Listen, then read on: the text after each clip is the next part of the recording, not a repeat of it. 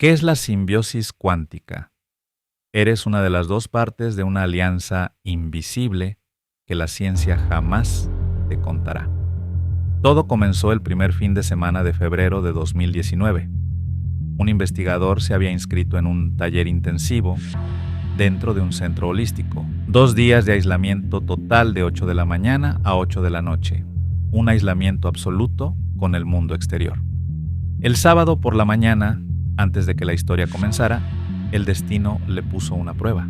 Iba de salida con el tiempo justo y de pronto el agua que tomaba se derramó por completo en su camisa. Hizo un berrinche de aquellos. Él era un hombre de temperamento fuerte. Tuvo que cambiarse, planchar otra camisa, mientras el reloj avanzaba implacable. Se le hacía tarde y, por si fuera poco, a mitad del camino, una de las llantas de su coche se ponchó. Imaginen la escena. Ciudad de México, antes de las 9 de la mañana. Buscar una vulcanizadora abierta a esa hora es un verdadero martirio. Todo estaba desierto, dio vueltas, sumamente frustrado, buscó por aquí, buscó por allá. Nada estaba abierto. Regresó al coche con una decisión firme, una decisión que, sin saberlo, cambiaría su vida para siempre. Se dijo a sí mismo: no me importa ensuciarme las manos, no me importa arruinarme el traje. Él iba a llegar a ese curso sí o sí. Sacó la refacción, se preparó y cuando fue a meter la palanca, el maldito gato mecánico no sirvió. Inaudito, la rabia lo consumía. Metió todo de golpe a la cajuela y la azotó con furia. Volteó su mirada directamente al cielo y gritó: voy a ir al curso sí o sí, y no le importaba nada más. Si el carro se tenía que quedar ahí tirado y al regresar ya no tenía llantas porque lo desvalijaron, ni modo. Justo en ese microsegundo, mientras azotaba la cajuela, al bajar la mirada, vio por encima del toldo en la esquina una vulcanizadora que abría en ese preciso instante. El dueño apenas comenzaba a colocar las llantas en la acera. Fue como si el cielo le respondiera de inmediato. Hoy lo entiende con claridad. Era el universo pidiendo su determinación, poniendo a prueba su voluntad, y el veredicto fue contundente. El talachero fue rápido y muy amable.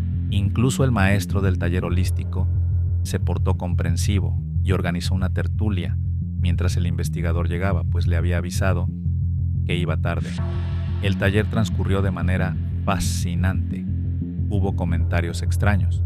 El maestro, quien aseguraba ser un contactista con canales abiertos, mencionó que un ser no terrestre les mandaba saludos desde su nave, la cual circulaba por el cielo, justo encima de ellos. Los asistentes, con respeto, pero con cierto escepticismo, guardaron silencio. Más tarde, el maestro volvió a insistir. Afirmó que ese ser acababa de caminar entre ellos, pero que, por supuesto, no tenían la capacidad de verlo. El investigador y el grupo solo callaron. Al final del primer día, llegó el ejercicio que lo cambiaría todo, y sería definitivo. Una dinámica de amor incondicional universal, una técnica para emanar intencionalmente energía unificada hacia el prójimo. Todos cerraron los ojos. Bueno, casi todos. Como buen investigador, su lado escéptico lo obligó a mantener un ojo abierto, espiando en la oscuridad. De pronto, la anfitriona y dueña del centro holístico entró en acción. Ella, que esa noche apoyaba al maestro, corrió hacia el interior de la casa, salió con una cámara digital y empezó a tomar fotos al jardín. En la más completa penumbra, ante sus ojos, no había absolutamente nada. Sin embargo, ella disparaba el flash una y otra vez. El investigador sospechó de inmediato. Pensó que más tarde vendrían con una edición de montaje digital preparada con antelación para asegurar que habían capturado algo inusual. Vio cómo la anfitriona le mostraba la pantalla al maestro mientras se acercaba casi a su oído, y él solo asentía con la cabeza. Cuando el ejercicio terminó, el ponente cerró la sesión y anunció que les mostrarían lo que había ocurrido en el jardín, mientras ellos emanaban esa energía de amor incondicional a ojos cerrados. Al revisar las imágenes, la mente del analista quedó paralizada. Lo que miraba en esa pantalla causaba una disrupción absoluta con todo lo conocido. No eran unas cuantas anomalías, eran miles de millones de criaturas extrañas. Parecían pequeñas estructuras blanquecinas, transparentes, saliendo a borbotones en un torbellino hirviente desde una pirámide que la dueña del centro holístico tenía en el jardín. Al terminar se dirigieron al interior de la casa para despedirse, pero el analista investigador se quedó atrás. A él y a otra compañera se les ocurrió lo mismo. Sacaron sus teléfonos celulares y empezaron a grabar en video lo que ante sus ojos físicos era invisible.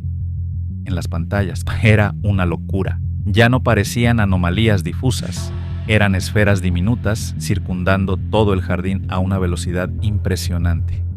De verdad impresionante. El video apenas alcanzaba a registrarlas, su compañera les pidió permiso, verbalmente, para filmarlas. La dueña del lugar hizo regresar a todos los alumnos a la pirámide para dar gracias. Aseguró que aquellas entidades eran seres de luz manifestándose en agradecimiento por la tremenda vibración que habían generado. Para el resto del grupo aquello fue un milagro místico. Sin embargo, para el investigador aquello fue desde el inicio de una obsesión. ¿Qué eran realmente esas cosas? ¿Andaban esas criaturas en el jardín de una casa, por todas partes, atraídas por un grupo de humanos? Al salir del taller aquella noche, cerca de las 11, el investigador se ofreció a llevar a 3 de sus compañeras a sus hogares.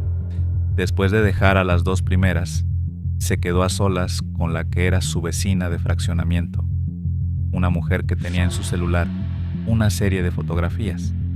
En cada una de ellas aparecía una constante, una esfera luminosa, un orbe que la acompañaba. Ya era muy tarde. La penumbra de la capital se sentía densa, y para llegar a su destino debían cruzar por debajo de un puente, que en ese momento se encontraba totalmente abandonado, tétrico, sin una sola luminaria encendida. Su instinto de preservación se encendió de inmediato.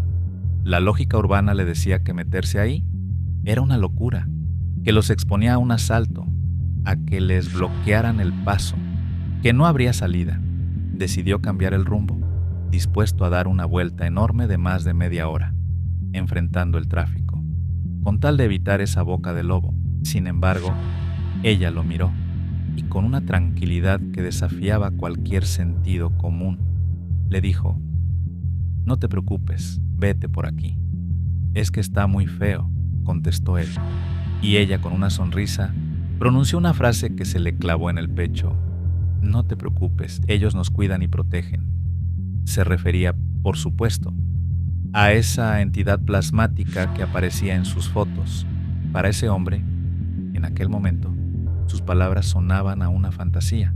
Su mente estaba limitada por la evolución humana, que le impedía ver más allá del mundo material. Sin embargo, procedió a hacerle caso, manteniendo un escepticismo profundo. Él avanzó. Se introdujeron en la oscuridad total debajo de aquel puente. Aumentó la intensidad de las luces de su coche al máximo, tratando de romper la negrura de esa curva, sumamente cerrada, donde quedaban completamente atrapados, sin escapatoria. Él iba temblando de miedo, sus manos apretaban el volante, y ella lo notó, lo tomó de la mano, lo miró fijamente y repitió: «Tranquilo, no va a pasar nada. Ellos están con nosotros. Yo he estado en situaciones muy difíciles, de verdad difíciles, y ellos siempre me han protegido». Cruzaron la curva a la mayor velocidad posible. En ese instante de máxima tensión, vio cómo ella volteó hacia la ventana de su costado, miró fijamente hacia el cielo oscuro y realizó un gesto misterioso, una mirada de complicidad, tal vez una sonrisa, tal vez un gracias. Él no entendía qué estaba haciendo. Salieron de esa curva tenebrosa ilesos y continuaron el viaje hasta la puerta de su casa. Antes de que bajara del vehículo, él le pidió una explicación lógica para lo que acababa de escuchar de su boca. Fue justo ahí donde ella le abrió los ojos, narrándole eventos específicos donde había estado, incluso en peligro de muerte real. Situaciones donde la lógica dictaba que todo saldría mal. Y, sin embargo, simplemente no pasó nada. El secreto detrás de esa aparente suerte era asombroso. Si llegara a haber un peligro real, ellos tienen la capacidad de alterar la percepción de los agresores. Actúan de manera psíquica para distraerlos por completo de su objetivo, haciéndote pasar de largo sin ser detectado. También actúan sobre tu intuición, avisándote de algún peligro. Esa misma noche, al regresar a casa, el investigador se olvidó por completo de dormir. Pasó la madrugada entera investigando en internet qué eran realmente esas cosas. A las 3 de la madrugada recordó que tenía una tarea pendiente para el maestro: generar un mantra personalizado. Lo hizo rápido, sin muchas ganas. Pensó que si lo reprobaban, no importaba. A él le interesaba más descubrir lo que había vivido. Esa noche fue el inicio de una búsqueda incansable. El investigador necesitaba respuestas lógicas para lo que sus ojos habían visto en el patio y lo que su mente intentaba procesar. Sabía que detrás de ese misterio debía existir un sustento real, y para comprender esta protección, debió acudir a la ciencia. Fue así como descubrió que en el año 1991, el Dr. Andrew Armour demostró que el corazón humano posee su propio sistema nervioso intrínseco, con más de 40,000 neuronas. Lo bautizó como el pequeño cerebro del corazón. Cuando un ser humano entra en un estado de oración profunda, cuando va a un centro religioso y unifica su fe con la de cientos de personas, o cuando medita diariamente en la soledad de su casa, de manera constante, genera un electromagnetismo brutal. Cuando el investigador regresó al taller, escuchó que los alumnos avanzados, es decir, otros que ya habían tomado cursos antes, al igual que su vecina, poseían fotografías con pequeñas esferas brillantes, de colores verde, rojizas o violeta, que los acompañaban a todas partes. Él deseaba una, y su compañera le afirmó: todo llegará a su tiempo, no necesitas hacer nada. El hecho de que ya estés aquí y medites es suficiente. Era como tener un acompañante constante, algo similar al Shinigami de las historias orientales, una presencia invisible para el resto. Sin embargo, a él le tomó tiempo asimilarlo, y más aún, lograr obtener una de esas entidades a que a simple vista le eran hermosas. Comenzó a meditar, sin embargo, en su entorno, el bullicio de los vendedores diurnos era insoportable, así que trazó una estrategia: cambiar su horario para meditar. Comenzó a intentarlo todas las noches, en la madrugada, en absoluto silencio. Fue un proceso de intentar con una disciplina inquebrantable. Le tomó 2 años de perseverancia diaria, hasta que finalmente lo logró. Y entonces, en color azul, su esfera apareció. Cuando un ser humano entra en un estado de oración profunda, cuando va a un centro religioso y unifica su fe con la de cientos de personas, o cuando medita diariamente en la soledad de su casa de manera constante, genera un electromagnetismo brutal.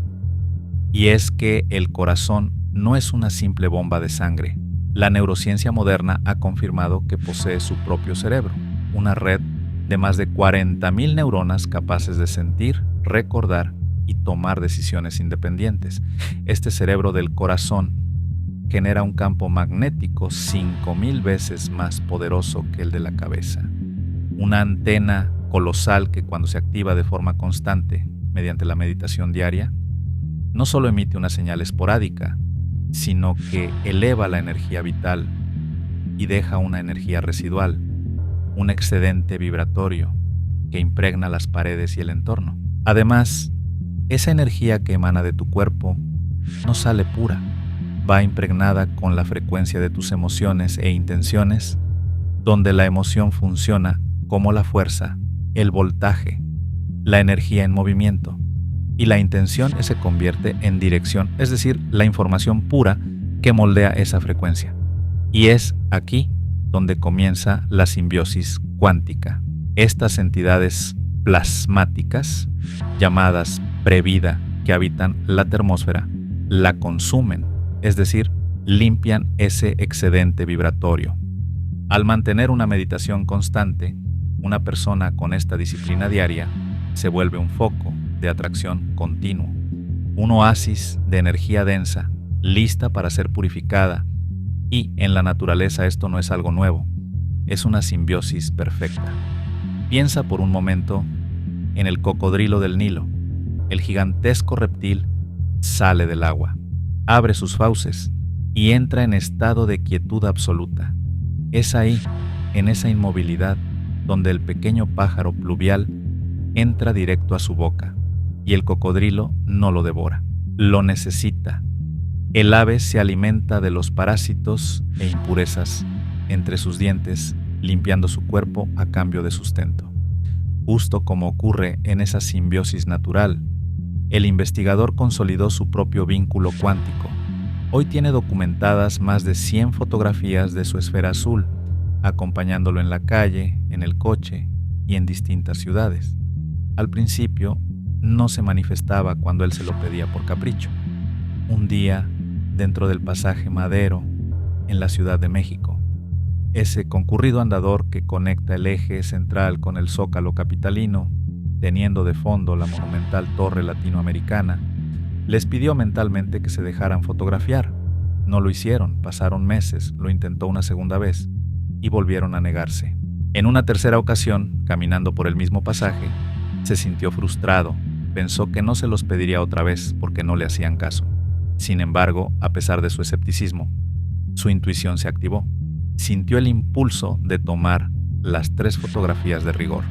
Al revisarlas en el auto, ahí estaba su esferita azul, volando justo al ras de las cabezas de la multitud, con la Torre Latino al fondo. Se lo habían concedido.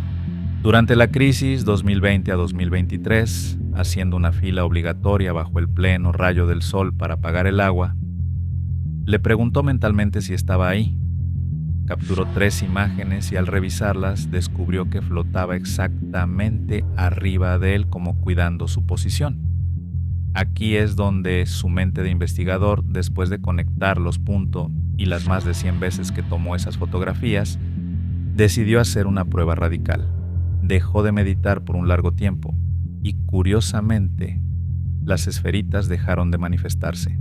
No las pudo capturar incluso cuando les hablaba mentalmente, simplemente no aparecían. Con esto descifró una revelación brutal y su teoría cobró una certeza absoluta. Esos seres sutiles que habitan la termósfera, cuyo sustento es filtrar la carga residual emanada de nuestra energía al meditar o al orar, operan atraídos por el centro mismo de nuestro campo electromagnético, aquí y ahora.